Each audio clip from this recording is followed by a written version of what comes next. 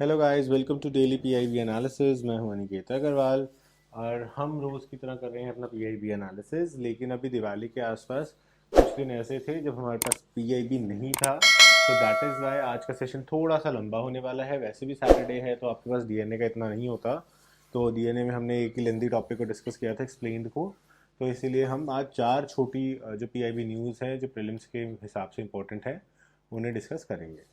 So without further ado let's start. तो first topic हमारा है गुरुड़ 7 डिफेंस एक्सरसाइज है, exercise SIMBEX. Again defence exercise है और ये दोनों ही अगर आप सीडीएस एग्ज़ाम दे रहे हो या डिफेंस सर्विसेज का कोई भी एग्ज़ाम दे रहे हो उसके लिए बहुत इंपॉर्टेंट है। डायरेक्ट क्वेश्चन आपको यहाँ से आ सकता है। उसके अलावा G20 मीट हुई थी रिसेंटली, उसके रिगार्डिंग एक हमारे पास छोटा सा आस्पेक्ट है। एंड उसके बाद बड़ा इंपॉर्टेंट है NHA यानी कि national highway authority of India जो है, इसके इन्वेस्टमेंट बॉन्ड्स, इसके बारे में भी हमने पढ़ना है। तो ये सारी की सारी हमारी आज की न्यूज़ है। So without further ado let's start. सबसे पहले बात करते हैं गरुड़ 7 की। तो गरुड़ नाम से ही पता चलता है इट रिलेट्स टू एयरफोर्स। तो इंडियन एयरफोर्स और फ्रांस एयरफोर्स, तो basically IAF and French air and space force, इन्होंने मिल करके एक बाइलेटरल एक्सरसाइज की है। बाइलेटरल मतलब दो ही कंट्रीज यहाँ पे पार्टिसिपेट करेंगे, जो कि है गरुड़। और गरुड़ 7 इसका जो है अभी प्रेजेंट सेशन है और ये एयरफोर्स स्टेशन जोधपुर राजस्थान के अंदर हो रहा है। जोधपुर राजस्थान। ये एक जॉइंट एक्सरसाइज है जो दोनों ही कंट्रीज़ को एक बहुत अच्छा प्लेटफॉर्म प्रोवाइड करती है, एक दूसरे को कैपेसिटी बिल्डिंग, इंटरपोर्टेबिलिटी और बेस्ट प्रैक्टिसेस शेयर करने के लिए। क्योंकि आर्मी के अंदर क्या होता है कि हर एक आर्मी पर्सन के, हर एक आर्मी कंट्री के एक्सपीरियंसेस जो हैं वो मैटर करते हैं कि किस एक्सपीरियंस में आप क्या कर सकते हो, कैसे कर सकते हो और किस चीज़ को आप किस तरह से इस्तेमाल कर सकते हो। तो जो बेस्ट प्रैक्टिसेस हैं I am sorry, that has to be shared. तो वो यहाँ पे हमें देखने को मिलता है। 7th एडिशन है जैसा नाम से ही पता चल रहा है।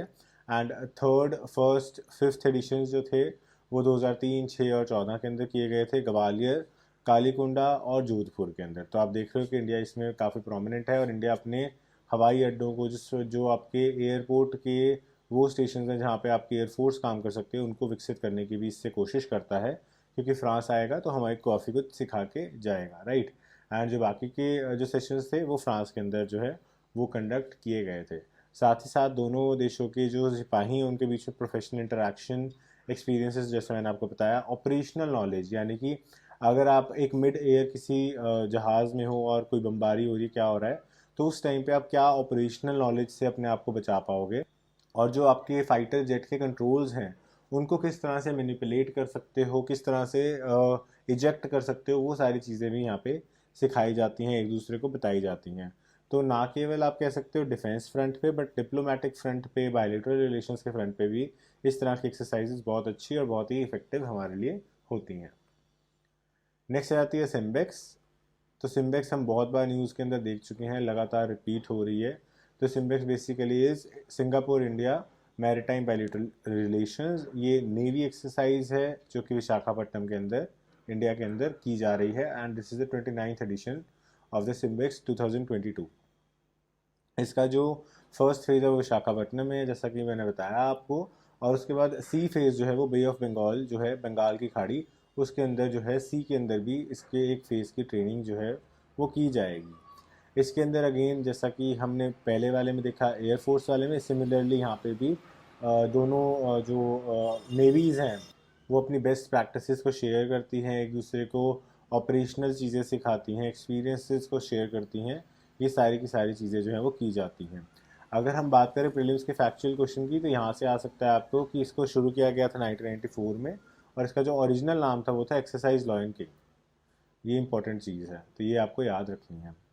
अगेन इसके अंदर आपकी नेवी ड्रिल्स भी आ जाती हैं, 20 सालों से हम कर रहे हैं। तो क्योंकि आपको पता है कोई हमें नेवी में आज सच ना तो पायरेट्स का कोई खास खतरा होता, ना ही कोई वॉर का। हमें जितनी भी हमारी वॉर्स हुई हैं वो ज़्यादातर लैंड से हुई हैं या एयरफोर्स से। नेवी का तो ना के बराबर ही रोल था। 1971 के अंदर आप कह सकते हो थोड़ा बहुत नुकसान हमें हुआ, थोड़ा बहुत हमने पाकिस्तान को किया, रादर ज़्यादा ही पाकिस्तान को किया, बट वही बहुत मेजर रोल नहीं था। लेकिन फिर भी हमने अपनी नेवी को सशक्त रखा है क्योंकि हमारी बहुत बड़ी कोस्ट लाइन है, राइट। तो वो सारी की चीज़ें हमें मेंटेन करने में सिंगापुर हेल्प करता है, क्योंकि सिंगापुर तो चारों तरफ से ऑलमोस्ट पानी से घिरा हुआ है।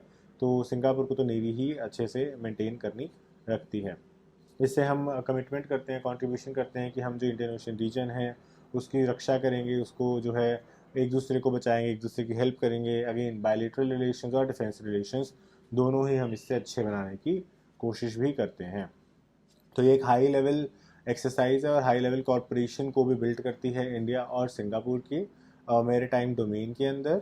और SMEE यानी कि subject matter export exchanges, plannings और डेक विजिट्स भी कराए जाते हैं। तो एक दूसरे के जो वॉरशिप्स हैं उनके डेक विजिट्स भी इसके अंदर कराए जाते हैं। तो काफ़ी हद तक हम आप कह सकते हो कि चाहे सब्जेक्ट मैटर हो, चाहे प्लानिंग कोऑर्डिनेशन हो, या कोई और ऑपरेशनल नो हाउ हो, सारी चीज़ें हम यहाँ पे एक दूसरे को एक्सचेंज करते हैं ताकि दोनों की आर्मीज़ जो हैं वो अपने अपने स्फीयर्स के अंदर सशक्त हो सके।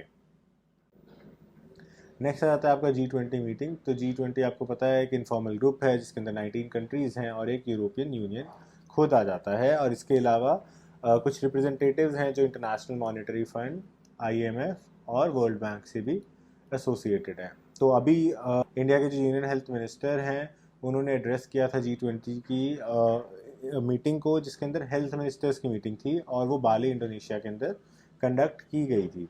इसके अंदर हम हेल्थ केयर के बारे में बात कर रहे थे स्पेसिफिकली, तो इसीलिए इंडिया ने इसको काफ़ी आप कह सकते हो बढ़ चढ़ के इस पर भाग लिया।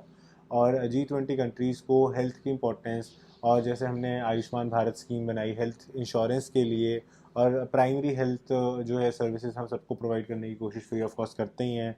हमारे इतने सारे सिविल हॉस्पिटल्स हैं, सब कुछ है। तो वो सारी की सारी हमारी अचीवमेंट्स हैं। इसके अलावा कोविड टाइम्स में हमने जिस तरह से काम किया, हमारे हेल्थ वर्कर्स ने जिस तरह से काम किया, वो सारा कमेंडेबल था। और साथ ही साथ हमने इतनी ज़्यादा वैक्सीनेशंस की और वैक्सीनेशंस बाहर भी एक्सपोर्ट की।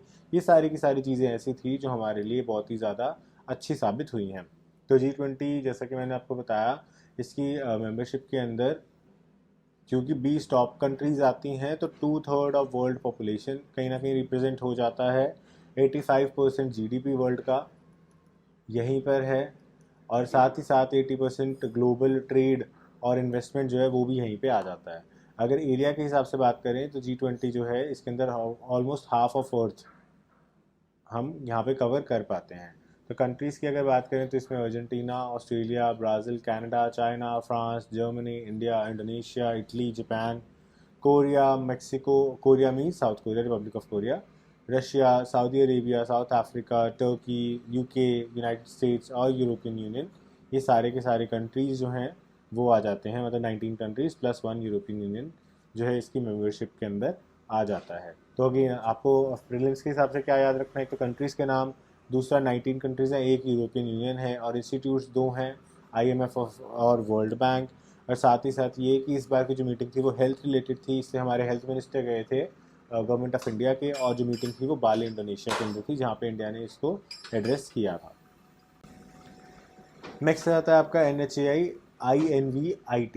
तो INVIT क्या है? Basically national highway authority of India ने इंफ्रास्ट्रक्चर इन्वेस्टमेंट ट्रस्ट की तरह से बॉन्ड्स निकाले हुए हैं।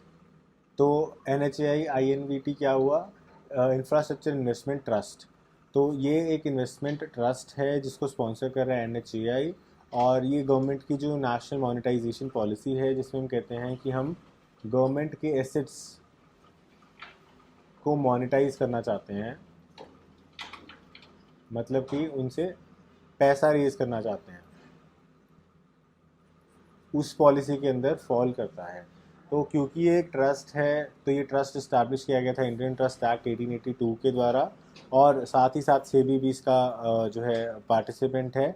SEBI is the securities exchange board of India, जहाँ पे कोई भी शेयर्स, डिबेंचर्स, बॉन्ड्स, ये सारी की सारी चीज़ें जो हैं आप इशू करते हो और उनको रेगुलेट किया जाता है सेबी के द्वारा, ताकि जो इन्वेस्टर्स हैं उसका पैसा कोई मिसयूज़ ना करे, कोई लेके ना भाग जाए, and so on and so fourth. वो सारी की सारी चीज़ें यहाँ पे देखी जाती हैं। तो फुल फॉर्म क्या हुई? NHAI की national highway authority of India.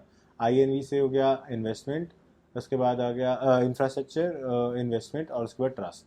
I know कि जो IIT कर देते या कुछ कर देते तो ज़्यादा बेटर था, बट एज ऑफ नाउ इन्होंने यही इसकी फुल फॉर्म रखी है फॉर वट एवर रीजन। क्योंकि अगर इन्वेस्टमेंट पहले लिखते इन्वेस्टमेंट इंफ्रास्ट्रक्चर ट्रस्ट तब भी बात समझ में आती है कि INV means investment, but as of now इन्होंने यही रखा है। 2019 में इसको शुरू किया गया था, एंड उसके बाद से इसके अंदर इन्वेस्टमेंट्स जो हैं अट्रैक्ट की जा रही है।